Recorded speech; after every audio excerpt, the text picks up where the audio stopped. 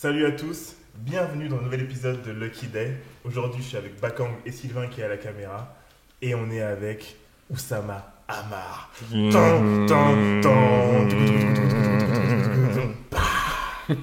Alors Oussama Ammar, pour ceux qui ne le connaissent pas, c'est le cofondateur. Il y a des gens qui ne me connaissent pas avec tous Il y les a des gens efforts qui que je ne fais. connaissent pas. Franchement, il y a des gens qui ne te connaissent pas et je pense que comme c'est pour un public assez large, tout le monde se doit de te connaître. Donc Oussama Ammar, fondateur de The Family. Tous ceux qui ne connaissent pas Oussama Ammar, il y a 1 million de podcasts qui racontent son histoire. Donc on va pouvoir rentrer directement dans le dur. Ouais. Mais je t'en prie, présente-toi. Alors, qui es-tu, Oussama? Qui es-tu? Écoute, je m'appelle Oussama, j'ai 34 ans maintenant, je crois. Mais on nous a menti, on nous a dit que tu avais 28 ans. En plus, c'est vrai. Qui c'est qui vous a dit que j'avais 28 ans? J'ai vu, là, je crois qu'il a 28. Il y a des bruits de couloir. Et franchement, il y a des bruits de couloir qui disent non, mais Oussama, il a 28 ans, machin. Non, mais c'est vrai que quand j'ai créé The Family, j'avais donc 27 ans, 26 ans. Et personne ne croyait que j'avais 26 ans. Après, j'ai passé la barre des 30 ans. Moi-même, j'ai pas cru que j'avais passé la barre. Et ça devient de moins en moins impressionnant, tu vois, avec les années, c'est chiant quand même. C'est ça, c'est de vieillir. J'ai créé une entreprise qui s'appelle The Family il y a 7 ans, qui a une mission très simple, c'est d'aider les entrepreneurs à créer des boîtes scalables, c'est-à-dire des boîtes qui ont des structures un peu particulières. À chaque fois qu'elles ont un nouveau client, elles gagnent un peu plus d'argent et ça leur coûte un peu moins cher. La boîte scalable, par définition, c'est Google. Ouais. Parce que quand tu fais une recherche sur Google, la milliardième de recherche coûte beaucoup moins que la première recherche. Et en fait, nous, on s'est spécialisé là-dedans et on aide une centaine d'entrepreneurs tous les ans à essayer de créer une boîte scalable. Et il y en a à peu près une vingtaine qui réussissent tous les ans. Donc, vous lancez un peu le filet. Exactement. Exactement. Et ça fait donc maintenant 7 ans que je fais ça. On démarre notre 8e année. Ouais. Et... Bravo. Merci. Et avant ça, j'ai toujours été un entrepreneur. Je pense que j'aime bien faire The Family parce que, en tant qu'entrepreneur, j'ai tellement fait de conneries que j'ai un bon instinct quand les entrepreneurs font n'importe quoi. Ouais. Je les vois tout de suite. Je dis, celle-là, je la connais, je l'ai fait aussi. Donc voilà. Moi, j'ai une première remarque, j'en parlais tout à l'heure.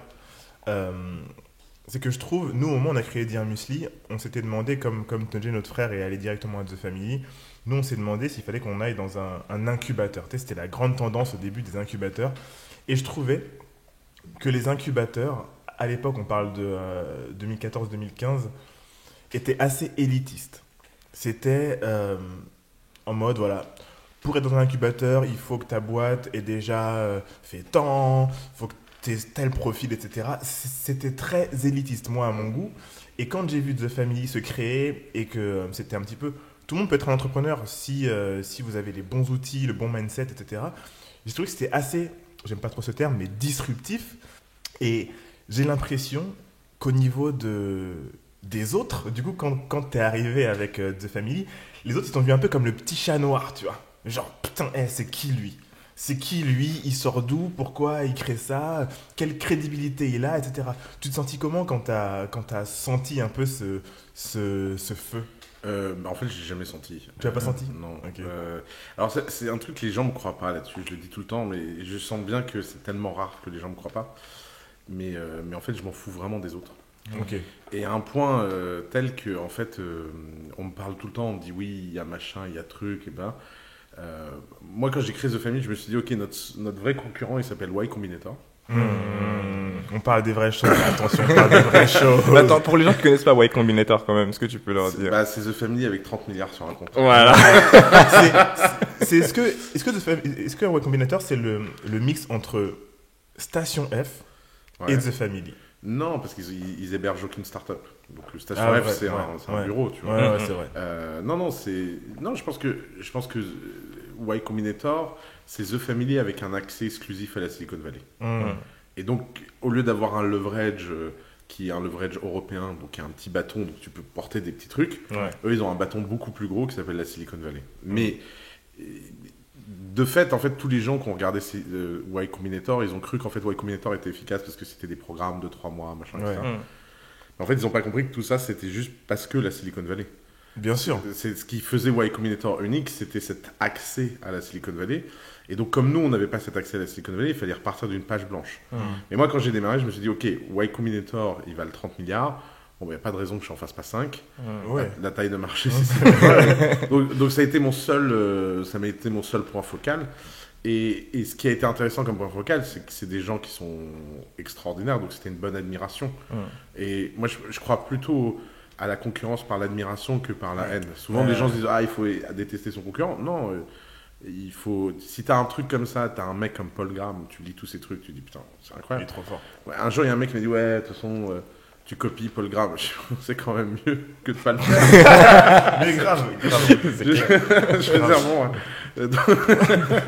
Donc, effectivement, si un jour. Donc, Paul Graham, il a 30 ans de plus que moi. Si dans 30 ans, je suis un dixième de Paul Graham, bah, ce sera déjà un achievement. C'est lourd. Ce sera lourd. Ouais. Donc, c'est pas grave. Donc après, quand tu as ça, et après, tu dis oui, il y a. 50 Partners, Paris Région Lab, School Lab, je sais pas quoi. Tu dis ouais, super. Ouais, Combinator. Ouais, Combinator. Ouais. Donc, et en plus, c'est même pas ça pourrait être pris comme une forme de mépris. Les gens qui me connaissent pas pourraient prendre ça pour du mépris. Mais c'est même pas du mépris. C'est que c'est de la perte de temps. Se benchmarker au mauvais benchmark, c'est jouer au mauvais jeu. Parce que si nous on se benchmark en France... Attends, la reprend. Se benchmarker au mauvais benchmark, c'est jouer au mauvais jeu. Exactement, parce que d'un seul coup, tu gagnes forcément. Tu dis, bah, c'est moi qui définis les règles, c'est eux les concurrents. Ah bah tiens, je suis numéro 1. Waouh, j'ai gagné.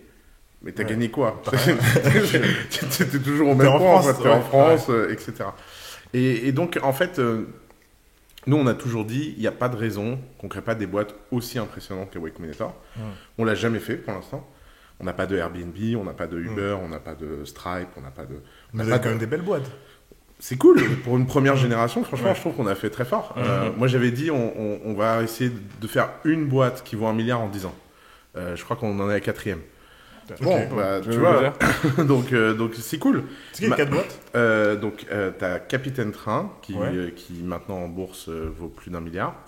Ah, ils sont en bourse? Ouais. Ok. Ouais, maintenant, ils s'appellent Trendline. Ok. Donc, ils ont été rachetés par une boîte qui s'appelle Trendline. Nasdaq ou...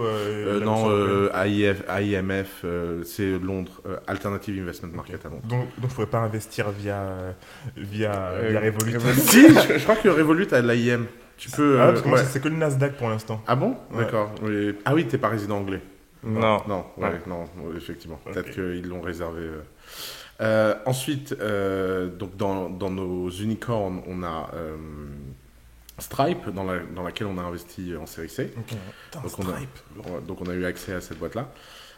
Et on a 2 boîtes qui sortent complètement, qui même si aujourd'hui valent pas plus d'1 milliard sur le papier, valent plus d'1 milliard dans la trajectoire, et c'est des unicorns certaines, c'est Payfit et Algolia. Payfit, ils ont, tu sais que Payfit, moi je vous le dis, Payfit, si vous m'entendez, vous avez changé notre vie pour payer les employés, pour les fiches de paye, pour les trucs maladies et tout, ça a changé notre vie. Payfit, c'est extraordinaire. C'est extraordinaire. Et puis c'est vraiment une boîte extraordinaire à tous les aspects, quoi. Et donc, voilà, maintenant la question c'est comment on passe de ça à une boîte qui vaut 10 milliards. Parce que ce qu'on oublie, c'est qu'une boîte qui vaut 10 milliards, c'est 10 boîtes qui valent 1 milliard. Ouais. Putain, ça c'est intéressant. Hein. Et une boîte qui vaut 100 milliards, c'est 100 boîtes qui valent 1 milliard. Donc c'est ça en fait le game. Et en tirant comme ça et en poussant l'ambition, tu ne fais que faire un meilleur écosystème en fait.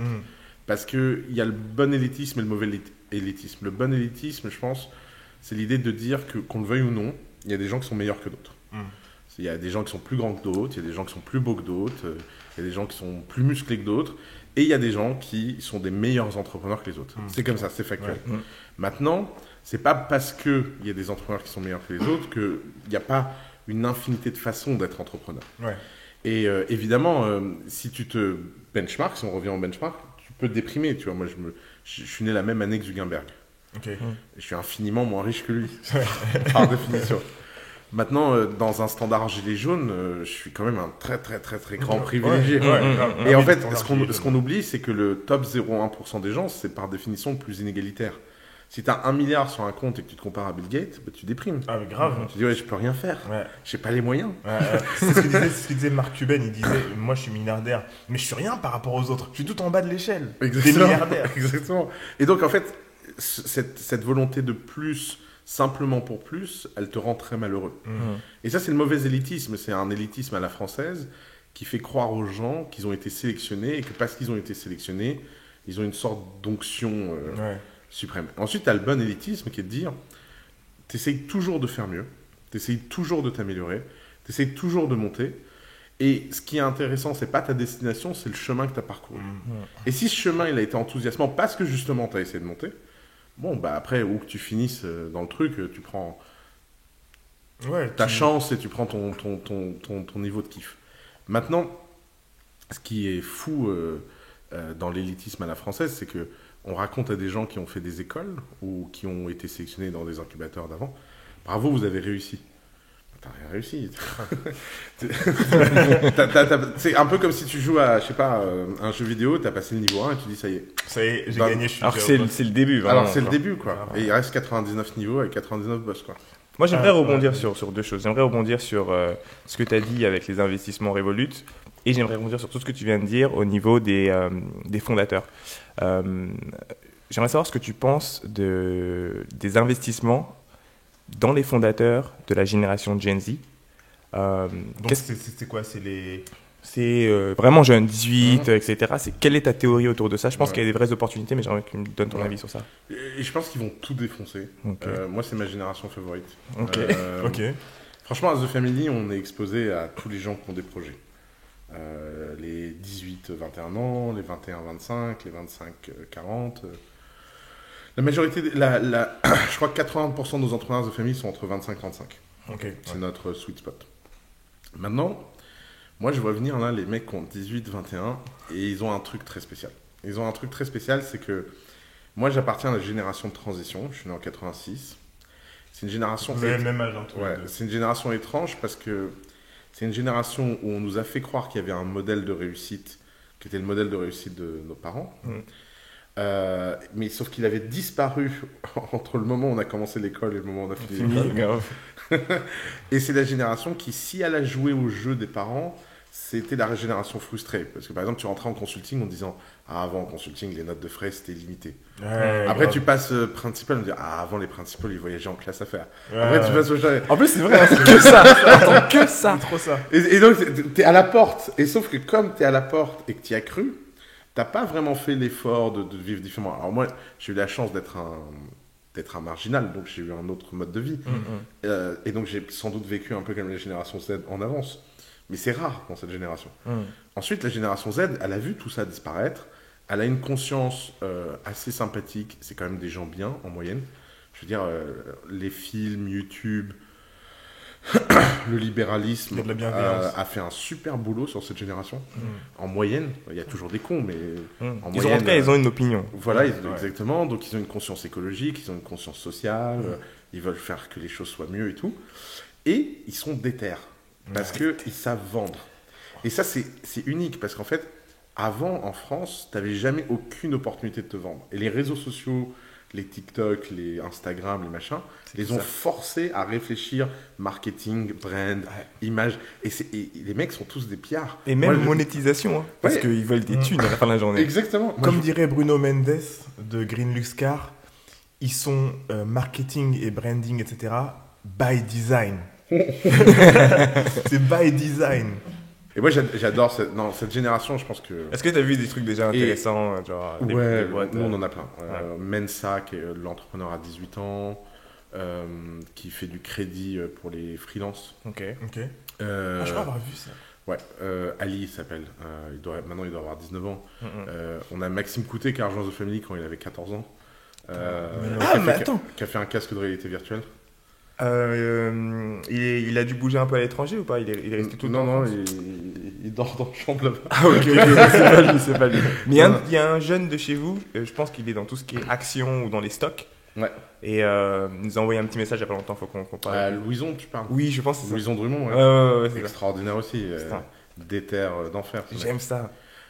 Donc ouais, non, ils sont enthousiasmants. D'ailleurs, je l'ai dit récemment dans un live, ça a fait...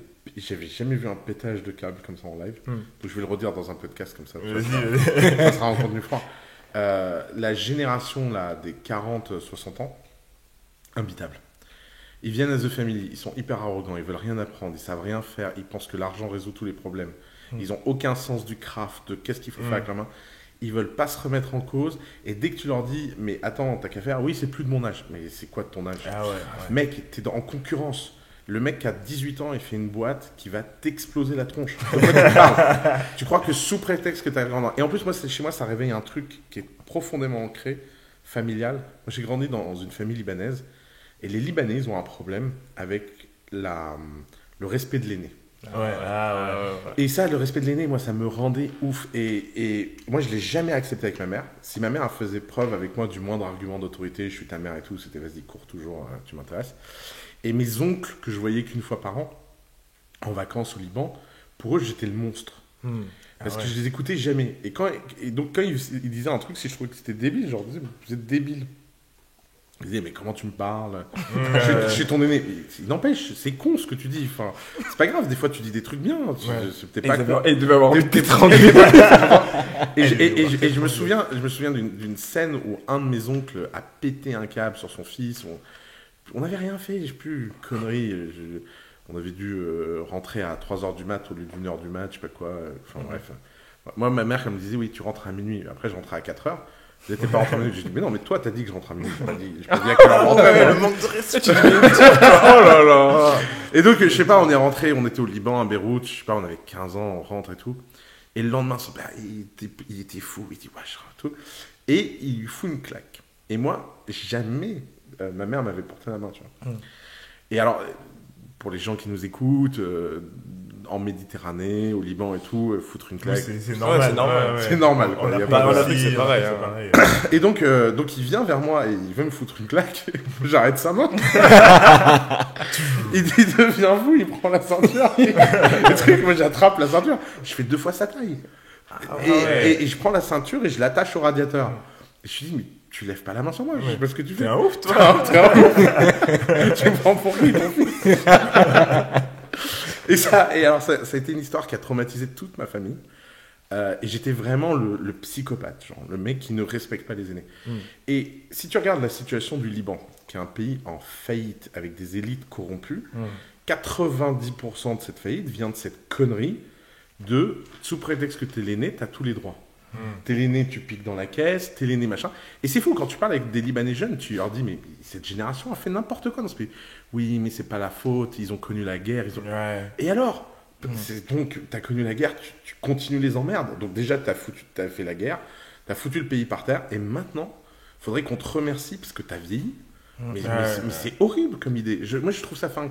Et cette génération-là qui vient à The Family, qui apply dans les 40-60 ans, ils sont insupportables pour ça. Alors évidemment, ils sont pas tous comme ça. D'ailleurs, tous les 40-60 ans qui sont à The Family sont des gens très différents. Et ce qui est fou, c'est que tu le reconnais tout de suite. Tous les gens de 40-60 ans qui sont dans The Family, ils ont l'air d'avoir 18 ans dans leur tête. Et tu vois que ça n'a rien à voir avec l'âge. Et les mecs, ils viennent, tu leur dis, ouais, alors tu sais, maintenant il y a des outils de no-code et tout. La semaine d'après, ils maîtrisent tout. Et tu dis, mais il y a une semaine avant, les mecs ne savaient pas ce qu'était Instagram. C'est bon, ça. Et ça, c'est bon. Et il faut expliquer aux gens que la vraie fracture sociale maintenant, elle n'est plus par l'âge, elle n'est plus par le statut, elle n'est plus par le revenu. La vraie fracture sociale, c'est que d'un côté, tu as une aristocratie de l'apprentissage, avec des gens qui sont capables d'apprendre ce qu'ils ont besoin d'apprendre quand ils ont besoin de le faire. Et de l'autre côté, une sorte de plèbe du statut, qui ne vit que parce qu'ils ont un statut social, que la valeur de ce statut social descend tous les ans, et ils nous rendent collectivement responsables du fait que ça baisse. Mais c'est tellement fort ce que tu viens de dire. C'est tellement intéressant, à tellement de niveaux. Déjà, on parle souvent, entre nous, d'éducation, du futur de l'éducation. Et comme tu l'as dit, il va y avoir vraiment 2 écoles. Et c'est aussi à nous, notre génération, de savoir accepter les skills de ces personnes-là telles qu'elles sont. C'est-à-dire vraiment de se dire, OK, ce mec-là, il a passé 3 mois de formation ici, 4 mois ici, il maîtrise le no-code, il maîtrise ça, je l'engage. Et pourtant, il n'a pas fait HEC. Et c'est à notre génération de les implémenter pour justement casser ce truc beaucoup plus tôt, parce qu'à la fin de la journée, tu préféreras toujours avoir un mec, quel que soit son âge, qui a des skills, quel que soit son parcours, qu'un mec qui a fait HEC quand il avait 25 ans, qui a aujourd'hui 60 ans et qui reste sur ses acquis de l'époque. Et ça, c'est vraiment, faut que ce soit une prise de conscience mais globale et générale, tu vois. Ouais, je suis d'accord. Et par contre, tu dois aussi te battre contre toi-même parce qu'il y a certaines régions en France dans lesquelles c'est beaucoup plus difficile de passer, de transitionner d'un corps de métier qui est très, très, très, très, très manuel à un corps de métier. Mais même avec le no-code, tu peux quand même le faire, tu vois. Mais tu vois ce que je veux dire, il y a une transition plus difficile, tu vois. Prenons cet exemple. En France, on a eu les gilets jaunes, on a eu cette crise sociale. Des gens se sont déversés dans Paris, et c'est des gens qu'on ne voit jamais, on ne sait même pas qu'ils existent. Ça faisait un peu les zombies, on est là, tu vois.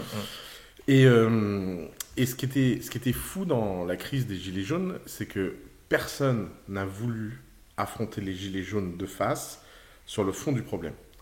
Le fond du problème, c'est qu'on a accepté d'être dans un pays où 70% de la population vit de transfert de richesse. Tu as l'Île-de-France productive, la province qui ne produit pas grand-chose, qui vit de transfert de richesse de province, et ces gens trouvent que le transfert n'est plus à la hauteur de ce qu'il devrait être.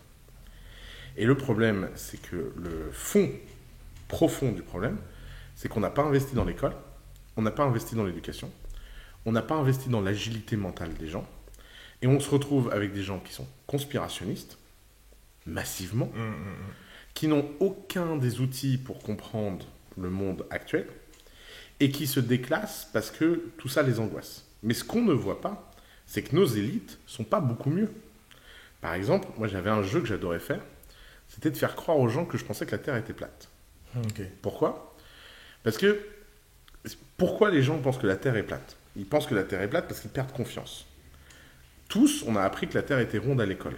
On faisait confiance à la maîtresse. Aucun de nous n'a appris à démontrer que la Terre est ronde. Aucun de nous n'a découvert que la Terre était ronde. Donc, on avait confiance dans un système. Le système nous a dit la Terre est ronde. Et aujourd'hui, on a divisé socialement entre les tocards qui pensent que la Terre est plate et les mecs smart qui pensent que la Terre est ronde. Donc, j'avais un jeu. C'est dans les dîners, je disais, vous savez, j'ai un peu regardé les datas. Là. En fait, je pense que la Terre est plate. Et là, les gens disaient, ah, très drôle. Et puis, comme je restais très sérieux, je disais, non, mais écoute, donne-moi une preuve que la Terre est ronde. Et j'ai fait ce truc avec des hommes politiques, des investisseurs, des gens qui ont fait HEC, etc. Il n'y en a pas un qui a réussi à monter une expérience simple et facile pour me démontrer que la Terre était ronde. C'était que des arguments d'autorité. Il n'y a pas un truc avec le verre d'eau et Il y a plein de trucs. Il y en a plein. Il y a plein de choses pour démontrer. Mais le truc, c'est que quand tu es à l'école petit, si on te disait, écoutez les enfants, aujourd'hui, à votre avis, la Terre, elle est ronde ou plate ? Elle est ronde, elle est plate. Ok, découvrons-le. Et que tu fais 3-4 expériences pour le prouver, ça reste en toi, non pas comme quelque chose qu'on t'a dit, mais comme quelque chose que tu as découvert. Et on n'a pas cette approche dans l'éducation. Résultat, tu es 25 ans plus tard, et là, tu as un mec dans mon genre qui te fout le doute, le monde entier s'écroule. Moi, j'ai vu des dîners où les mecs disent, non mais attends, mais attends, tu crois ? Et quand j'ai instauré ce doute, c'était mon moment de victoire. Je me disais, mais non, t'es con, la Terre, elle est ronde. Et voilà, toi. Et moi, j'ai dû faire la démarche d'apprendre à le démontrer. Je savais pas non plus. Et en fait, le problème, c'est que ces mecs-là ont perdu confiance. Ils ont perdu confiance dans le système. Ils ont perdu confiance dans l'école. Et donc, la Terre plate, c'est juste une façon de représenter ce manque de confiance. Et ces gens-là, ils vivent dans une réalité dangereuse. Parce que comme ils font plus confiance à rien, ben, ils deviennent des dangers publics. Les conspirationnistes, c'est pas juste des joyeux mecs qui vivent sur YouTube. Non, c'est des mecs qui ont décidé de plus vivre dans la même réalité que nous. Et s'ils vivent plus dans la même réalité que nous, il y a un moment, si tu l'ignores, ça te revient dans la gueule. Alors, Gilets jaunes, c'était un petit avant-goût de ce qui nous attend. Mais tout ça représente un phénomène de fond qui est la fragmentation du monde. Et cette fragmentation fait qu'on vit de plus en plus dans des réalités différentes. Et c'est même pas on vit dans des milieux différents, c'est carrément des réalités. Genre ton champ de ce qui est possible, réel, etc. est différent. Est-ce que ça n'a pas toujours été le cas, though ? Les Gen Z sont un peu comme ça aussi. Ils regardent, ils croient beaucoup aux conspirations parce que réseaux sociaux. Et même si tu sors des conspirations, les Gen Z, ils comprennent, je pense, justement cette idée de multiréalité. Et c'est comme ça même, je pense qu'ils vont créer beaucoup de... Exactement. Ça a sans doute été toujours comme ça n'a jamais été à cette échelle. C'est toujours la même chose. Effectivement, je pense que si tu étais seigneur au Moyen-Âge et paysan, tu avais une différence de réalité. Mais malgré tout, le paysan arrivait à peu près à se rendre compte de comment le seigneur vivait. Tu vois? Non, mais c'est plus le seigneur qui n'arrivait pas à se rendre compte de comment le paysan vivait. Ouais, je suis pas sûr Les de ça. œillères. Je suis pas, j'ai pas de l'info, mais tu vois, quand tu lis par exemple Machiavel, il a écrit un truc qui s'appelle Décade pour Tite-Live, qui est son autre livre après Le Prince, qui est une version longue du Prince. Et donc il vivait à la campagne quand il a écrit ça, il raconte la vie des paysans à un moment dedans. Il a pas l'air d'être très empathique pour leur souffrance, mais il a pas l'air de l'ignorer non plus. D'ailleurs, je pense que le besoin de réalité était moins fort, tout simplement parce que tu culpabilisais pas. Souvent, tu as besoin de t'inventer des histoires parce que tu culpabilises. Tu vois, moi, je me dis, la viande, elle pousse sur les arbres parce que j'ai trop peur de devenir végétarien. Je peux pas savoir comment un bœuf il est tué, quoi.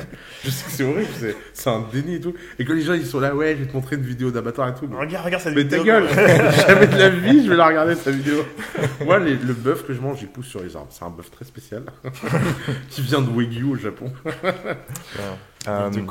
C'est intéressant, je vais revenir un peu sur les Gen Z et là je vais rebondir sur ce que Dico m'a dit parce que j'ai lu un truc qui était intéressant, tu me diras ce que tu en penses.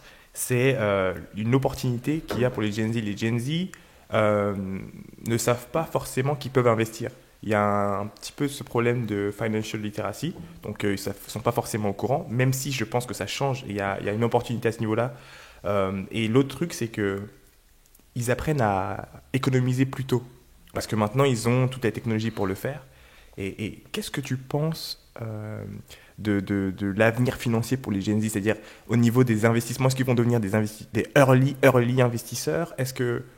Alors, c'est une question hyper intéressante et j'en parlais juste avant avec une entrepreneuse de The Family qui veut lancer un truc là-dedans.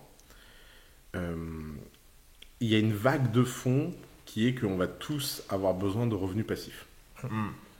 L'avenir du safety net, c'est le fait que d'une façon ou d'une autre, tu t'es créé une épargne toi-même et que cette épargne est à peu près productive. Alors, il y a 2 challenges. Challenge numéro 1, c'est que c'est très très dur de protéger une épargne. Très très dur. Je veux dire, sur le long terme, ne pas se ruiner, c'est très compliqué. Ouais, mais tu prends des risques. Oui, mais c'est dur de ne pas en prendre, si tu veux du rendement, tu vois. Les crises boursières, ça existe, les crises immobilières, ça existe. Tu vois, les gens qui disent, ouais, j'achète un appart, ça ne perdra jamais de sa valeur. Ça fait toujours rire, cette phrase. C'est vrai, jusqu'à ce que ça soit plus. Et les problèmes des phénomènes comme ça, c'est que c'est des courbes... c'est pas des courbes genre ça descend. Ouais, c'est d'un coup. C'est d'un coup, tu vois. Tu te lèves en 2008, ta maison vaut plus rien. Bon, ok, qu'est-ce que tu fais, quoi. Donc, ces phénomènes sont très compliqués et effectivement, tu as une double chose, c'est que les gens vivent de leur talent, donc tu as la passion economy, et les gens vivent de leurs investissements, et tu as tout ce qui est asset driven.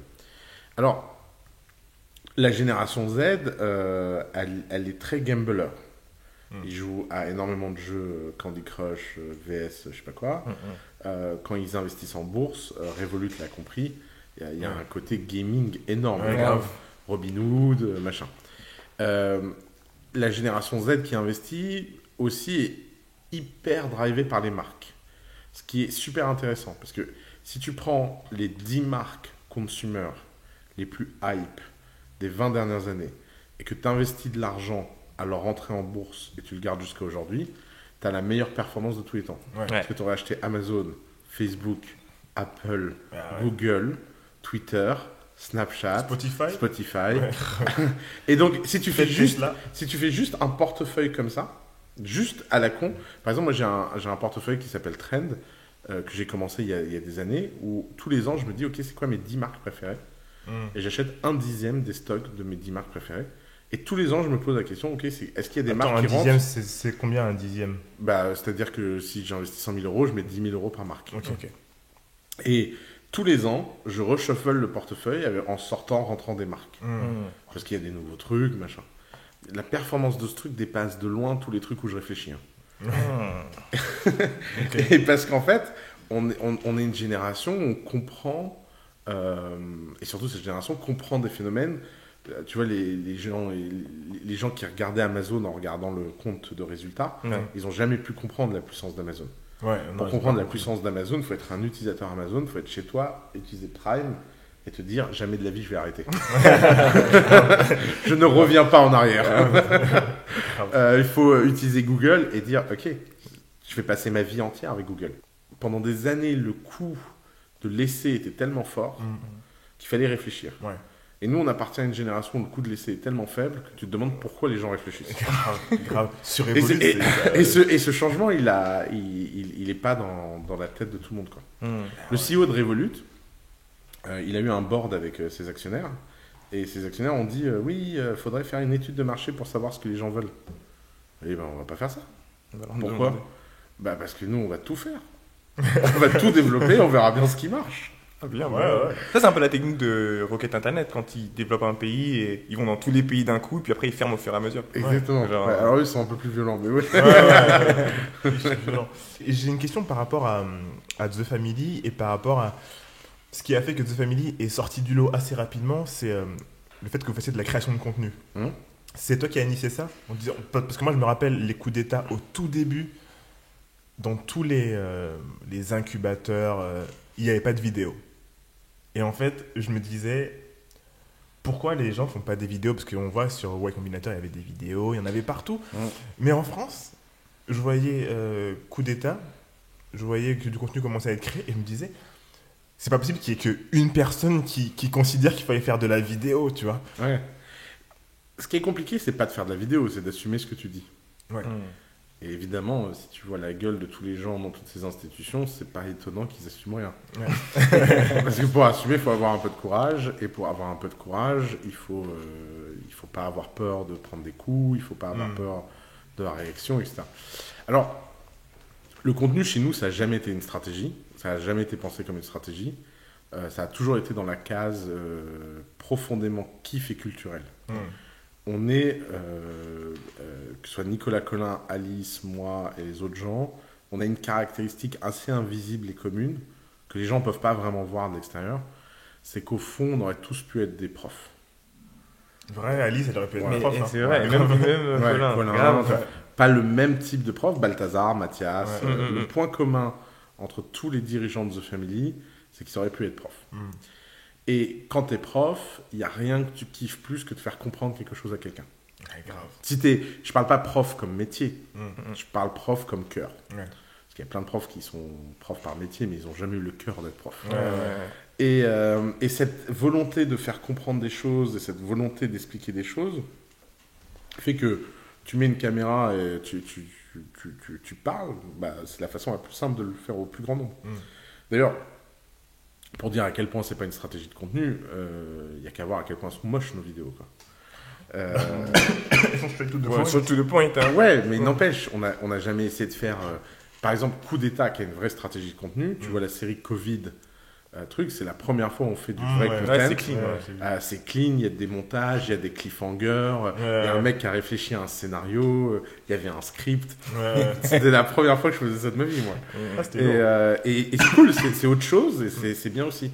Mais en fait, The Family avait pas de stratégie de contenu, mais The Family produisait naturellement du contenu, parce que c'était vraiment notre kiff et notre façon d'aimer ce qu'on fait le plus, quoi, en fait. Je trouve que ça fait même partie de votre ADN. Hein. Ah oui, c'est vrai, clairement. Quand tu viens à The Family, limite c'est normal que... Ouais, c'est...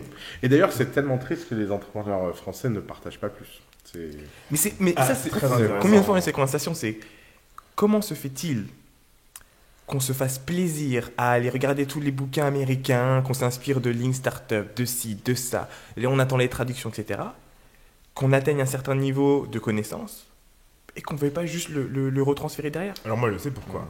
C'est parce que les gens veulent prendre de l'avance. Pour moi, ceux qui parlent anglais ont un avantage considérable sur tous les autres au niveau des entrepreneurs. Ceux qui parlent anglais vont aller chercher à l'étranger plus facilement. Par exemple, nous, quand on nous parle de podcast, enfin certaines personnes nous parlent de podcast, ils ne parlent que de podcasts français. Et nous, on leur dit, mais il y a ce podcast-là qui est trop bien, c'est en anglais et tout. Ils disent, ah ouais, mais en anglais, je sais pas. Mais ils ne peuvent pas se rendre compte si un podcasteur français copie un podcast américain. Tu vois ce que je veux dire ? Et en fait, ce podcasteur français, qui a peut-être copié un podcasteur américain, lui, en toute impunité, il va copier et essayer de devenir la référence. Autre chose avec... tu te rappelles de le scandale qu'il y avait eu avec les humoristes, les stand-uppers qui avaient complètement pompé les spectacles des Américains. À la ligne. C'est juste parce que les autres ne s'intéressaient pas à ce qui se passait à l'étranger, tu vois. Bien sûr. Il y a quelque chose d'encore plus triste en France. D'abord, en France, on a une culture de la fausse efficacité. Ok. Donc, on a souvent des excuses. Moi, je dis toujours à nos entrepreneurs, ils disent oui, j'ai pas le temps de le faire. Ok. J'ai pas le temps de le faire. Et pourquoi j'ai pas le temps de le faire? Parce qu'en fait, au fond, je vois ça comme une perte de temps de partager avec les autres alors que j'ai mon business à faire tourner.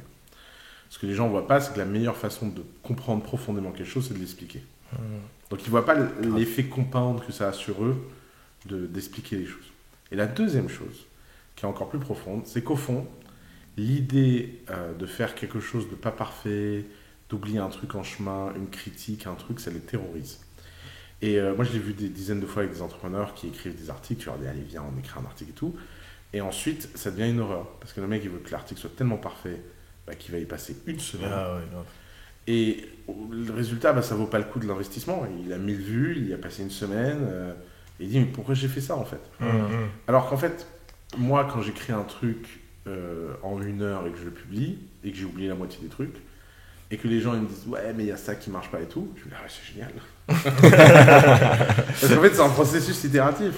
Et en fait ce que je dis au client, mais fais ton article en 1 heure, tout ce qui va pas, de toute façon tu le verras de l'extérieur. En plus tu verras ce que instinctivement en principe premier tu vois pas. Parce que si tu le fais en 1 heure et que tu oublies des trucs, c'est que c'est des trucs qui sont pas suffisamment profonds en toi.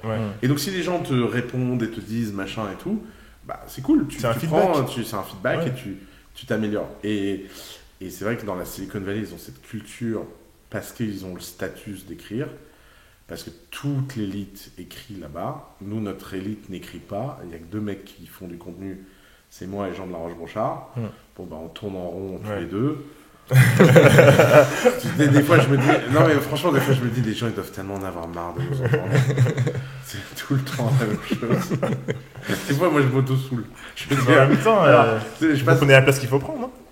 Oui, je sais, mais c'est chiant. Moi, je dis aux autres, venez avec nous, on s'amusera plus. Quoi.